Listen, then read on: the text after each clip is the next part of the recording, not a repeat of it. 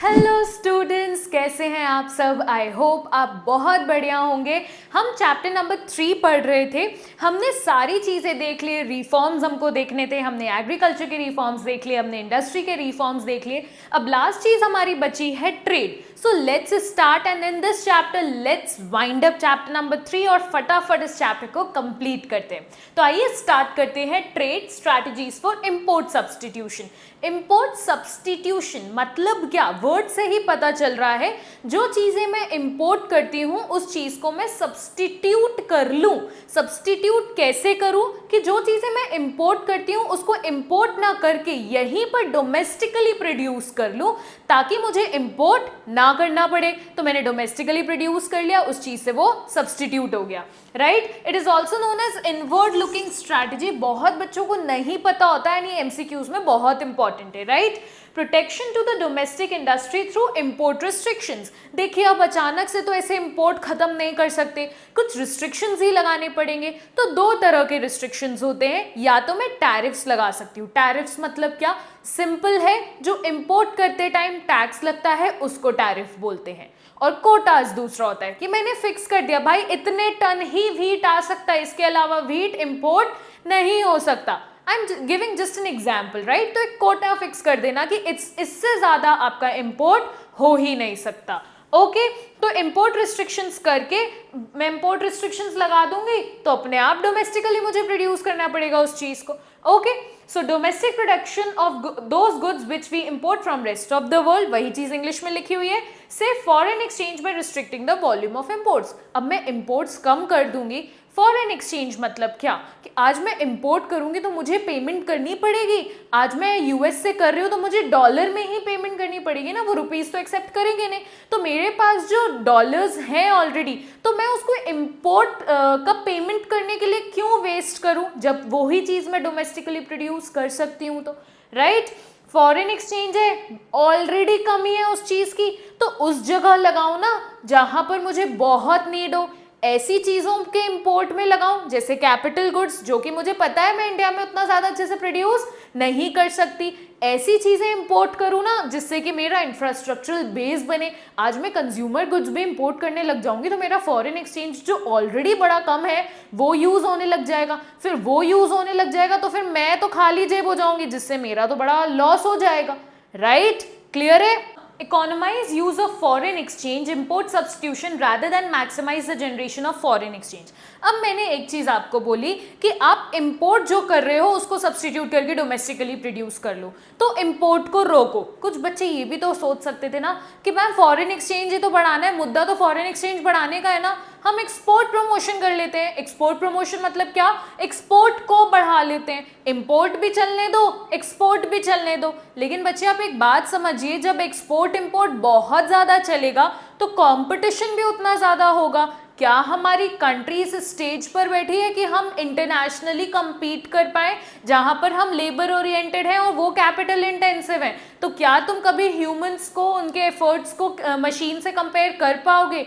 ना हम कॉस्टिंग में मैच कर पाएंगे, ना हम क्वालिटी में मैच कर पाएंगे। तो हमारा मुद्दा ये था, हमारा गोल ये था कि भाई अभी मैं अपनी डोमेस्टिक इंडस्ट्री को थोड़ा बचा कर चलूँ इंटरनेशनल कंपटीशन से, क्योंकि हमको पता था मैं रेडी ही नहीं हूँ एज अ कंट्री compete करने के लिए। जैसे फॉर एग्जाम्पल आप बच्चे हैं, आपको आप प्रिपेयर्ड ही नहीं है अपने आप में, और मैं आपको ओलंपियाड्स में भेज दूं, मैं आपको इंटरनेशनल कॉम्पिटिशन्स में भेज दूं, तो कैसे होगा ना, आप अपने आप में बड़े डरे हुए हो ऑलरेडी अभी, तो आप ओपन ही नहीं हो सकते अभी कॉम्पिटिशन्स के लिए। सिमिलरली हमारी कंट्री अभी अपने आप में सफर कर रही है, तो मैं चाहती ही नहीं हूँ कि मैं उसको ओपन करूं फॉरेन कॉम्पिटिशन्स के लिए। तो हम अभी रिस्ट्रिक्ट रहेंगे किस चीज पे, इंपोर्ट सब्सटीट्यूशन पे। एक्सपोर्ट प्रमोशन पे हम ध्यान नहीं देंगे। So government wanted to protect domestic industry from foreign competition.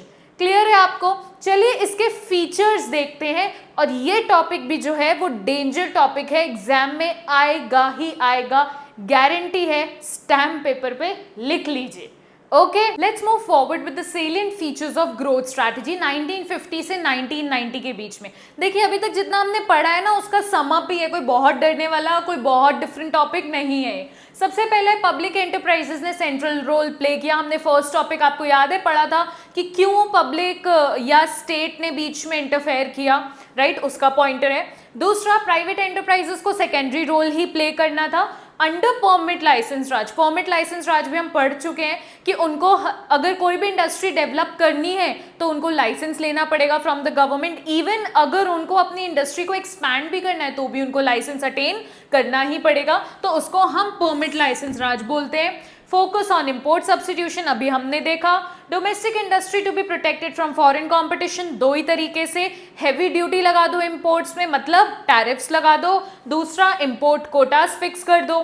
Focus on building large scale industries, large scale industries हम डेवलप करेंगे विद द मोटो कि हमको इंफ्रास्ट्रक्चरल बेस डेवलप करना है। And focus on building small scale industries, हम small scale industries पर focus करेंगे with the motto कि हमको एम्प्लॉयमेंट जनरेट करना है और इक्विटी लेकर आनी है इन द इकोनॉमी, राइट। ये सारे फीचर्स आपने देख लिए। ये बेसिकली अब कंक्लूडिंग टॉपिक चल रहा है कि ग्रोथ स्ट्रैटेजी में क्या क्या हमने सोचा किया।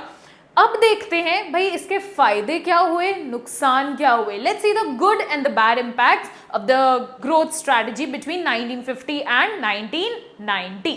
Let's see that. Growth strategy के क्या good effects थे? Economic growth got a big push and proportion of industrial sector in GDP पहले सिर्फ 13% GDP contribute कर रहा था, 24.6%. It's an evident growth, it's a decent growth. Sunrise industry, नाम नहीं है sunrise, sunrise मतलब booming industry. ब्रैकेट में मैंने लिख दिया इलेक्ट्रॉनिक्स, इलेक्ट्रॉनिक्स की इंडस्ट्री धीरे धीरे आ रही थी। देखिए इसका क्या सिग्निफिकेंस है इलेक्ट्रॉनिक्स की इंडस्ट्री। इलेक्ट्रॉनिक्स की इंडस्ट्री एक तरीके से कैपिटल गुड इंडस्ट्री कंसिडर करी जाएगी, राइट। तो कैपिटल गुड इंडस्ट्री अगर आ रही है तो दैट्स अ गुड साइन कि अच्छा हम अब प्रोड्यूस खुद करने लग गए हैं। Large scale industries, Rourkela, Bhilai steel plants, उन्होंने इंफ्रास्ट्रक्चरल शिफ्ट लेकर आया। देखिए बड़े प्लांट्स आएंगे तभी बल्क में एम्प्लॉयमेंट अपॉर्चुनिटी जनरेट होगी, गुड्स जनरेट होंगे, हम compete कर पाएंगे फॉरेन कंपटीशन के साथ क्योंकि हम कॉस्टिंग में बीट कर सकते हैं उनको। And SSI, growth of SSI, small scale industries से ग्रोथ हुई तो हमको सोशल जस्टिस भी मिली क्योंकि small scale industries backward regions में ही हो सकता है। तो देखिए बेसिकली ऑल इन ऑल मैं ये चीज बोल सकती हूँ कि धीरे धीरे अब हम एग्रीकल्चर से निकलकर इंडस्ट्री की तरफ जाने लग गए थे and that's a decent good sign. चलिए अब देखते हैं बैड इफेक्ट्स। और आपको एक बात बता दूं, एग्जाम में बैड इफेक्ट ज्यादा पूछा जाता है rather than the good effect. देखिए आइए पढ़ लेते हैं bad effects of the growth strategy. बहुत इंपॉर्टेंट टॉपिक है, आता ही आता है। Excessive dominance of the public sector. देखिए पब्लिक सेक्टर को बीच में लाना जरूरी था क्योंकि हमें एक अच्छा इन्वेस्टमेंट चाहिए था, एक बिग पुश चाहिए था, लेकिन बहुत ज्यादा जब डोमिनेंस हो जाता है ना पब्लिक सेक्टर का तो देखिए अनसेट करप्शन आता ही आता है। So public sector monopolies became a dead social weight. Dead social weight मतलब एक बोझ बन गई थी। जितनी भी मोनोपोलीज क्रिएट हो गई थी ना पब्लिक सेक्टर की कि भाई इनके अलावा तो कोई प्रोड्यूस कर ही नहीं सकता। और आपको पता है पब्लिक सेक्टर्स में काम करना कितना मुश्किल है, काम करवाना कितना मुश्किल है, राइट। सो करप्शन, इनएफिशिएंसी, लीकेज, पिल्फरेज मतलब होता है चोरी, were very common, right? Permit license raj was misused by big industrial houses. Definite सी बात है, आज बिग इंडस्ट्रियल हाउसेस हैं, उनके पास पैसा है, कनेक्शंस है, उनको इजीली परमिशन मिल जाती थी। और आम आदमी, the common people, the middle man, अगर उनको कोई इंडस्ट्री खोलनी है तो उनको इतने इजीली परमिशन नहीं मिल रही थी। और बड़ी बड़ी जगहों पे सब बड़े इंडस्ट्रियल हाउसेस ही चले जा रहे थे। The common people were not getting the opportunity to grow. Okay, domestic industry failed to achieve international quality standard mark due to lack of competition। इसको ना मैं ऐसे समझाऊंगी आपको, जैसे आप बच्चे हैं, मैं अगर आपको बहुत ज्यादा प्रोटेक्शन दे दूंगी ना, नहीं आपको दूसरे से किसी से compete नहीं करना है, आप अपनी क्लास में ही compete करके रह जाओगे, राइट। तो अपने ही तालाब के मेंढक बन के रह जाओगे सिर्फ। जब पता ही नहीं है दूसरा वाला क्या कर रहा है, कितना कंपटीशन है दुनिया में, तब आप ग्रो ही नहीं कर पाओगे। तो मैं अपने स्टूडेंट्स को हमेशा बोलती हूँ आपका कंपटीशन आपके क्लास से नहीं है, आपका कंपटीशन इस पूरे देश से है कि भाई वहां के बच्चों से compete करो। मजा तो तब है ना, तब इंप्रूव कर पाओगे। अपनी क्लास में हीरो बन के कॉलर ऊंची करके क्या फायदा है, राइट। सिमिलरली इंडिया के साथ हुआ कि हमने उसको इतना ज्यादा प्रोटेक्शन दे दिया ना कि नहीं हम फॉरेन कंपटीशन के लिए अभी रेडी नहीं है, हमको अभी compete नहीं कराना है। हमने इंपोर्ट रिस्ट्रिक्शंस लगा दिए, ड्यूटीज लगा दी, कोटाज लगा दी, तो हम क्वालिटी ही नहीं बना पाए। फर्स्ट डे से अगर हमने थोड़ा थोड़ा कंपटीशन उनको दिया होता ना, तो उनको पता रहता अच्छा बाहर ऐसा चल रहा है तो मुझे भी ऐसा करना पड़ेगा, राइट। अभी क्या थॉट प्रोसेस हो गया, बाहर से तो मुझे कोई compete करना ही नहीं है, मेरी मोनोपोली है, जैसा बेचूंगी वैसा लोगों को खरीदना ही पड़ेगा, है ना डीमेरिट का point. Saving foreign exchange through import substitution proved to be inefficient policy instrument। हमने पूरा import substitution के बारे में पढ़ा कि कैसे हमने foreign exchange बचाया।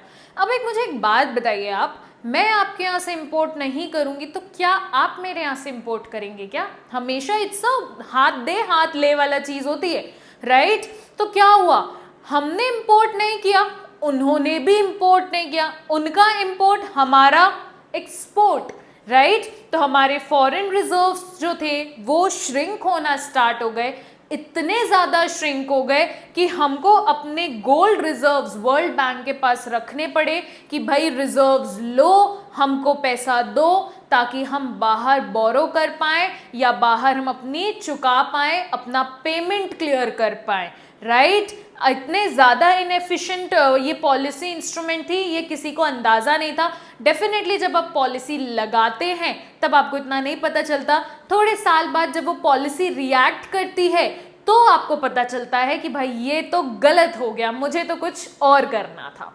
क्लियर है आपको? सो ये आपके बैड इफेक्ट्स हैं। Now let's move to the last topic. हमने गुड भी पढ़ा, बैड भी पढ़ा, कंक्लूजन क्या है इस पूरी स्ट्रैटेजी का?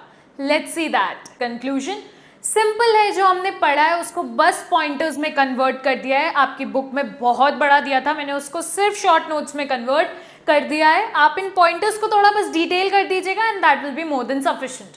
Economy was able to break the barrier of economic stagnation. बिल्कुल था, जितने भी पॉलिसीज आए, रिफॉर्म्स आए, उससे हम एक ट्रैप से तो निकल गए, हम एक स्टैग्नेशन वाले जो जोन में चल रहे थे उससे तो बाहर आ गए, सेल्फ सफिशिएंट हो गए, लैंड रिफॉर्म्स अच्छे थे, HYV सीड्स वगैरह सब अच्छा था, इंडस्ट्रियल सेक्टर डाइवर्सिफाई हो गया था, इंफ्रास्ट्रक्चरल बेस नोटिसेबल था, right. But still almost 65% population continued to be employed in agriculture. पहले कितना था, 72-73% अप्रॉक्स था, अब 65% था। बहुत ज़्यादा ड्रास्टिक चेंज नहीं आया।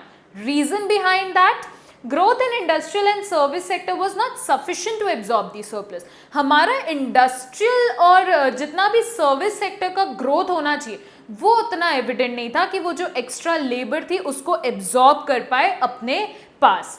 मैसिव रूरल अनएम्प्लॉयमेंट वो तो थी ही पहले से, लेकिन along with growing unemployment among the educated youth. देखिए जितना भी एजुकेटेड यूथ है या तो वो इंडस्ट्री में काम करना प्रेफर करेगा या तो वो सर्विस सेक्टर में काम करना प्रेफर करेगा, लेकिन दोनों ही चीज़ें नहीं थी तो बेचारों के पास ऑप्शन ही नहीं था, और वो फिर कहाँ जाएंगे? अल्टीमेटली एग्रीकल्चर सेक्टर में जाएंगे जॉब के लिए। Excessive protection from foreign competition led to inefficiency, इसको हमने काफ़ी डिस्कस कर चुका है। And over time bad effects जो थे वो ओवर पावर कर चुके थे गुड इफेक्ट्स को। सो इकोनॉमिस्ट बहुत ज़्यादा सोचने लगे and they revisited the policies, and एक नई पॉलिसी आई, that is the new economic policy that we also called NEP 1991। बहुत ही इम्पॉर्टेंट है NEP 1991, बहुत मेजर मार्क्स होल्ड करती है, जो कि है हमारा नेक्स्ट चैप्टर। काफ़ी बड़ा चैप्टर है, काफ़ी डिटेल चैप्टर है, बिल्कुल खुशी खुशी उसको भी पढ़ लेंगे, उसके भी शॉर्ट नोट्स बना लेंगे, एंड आप, मुझे पता है कि आप अच्छे से उसमें भी मार्क्स ले आएंगे। ठीक है, सब कुछ क्लियर है। Here officially ends our chapter number 3। कोई भी डाउट्स हो, कमेंट सेक्शन बिल्कुल आपके लिए खुला हुआ है।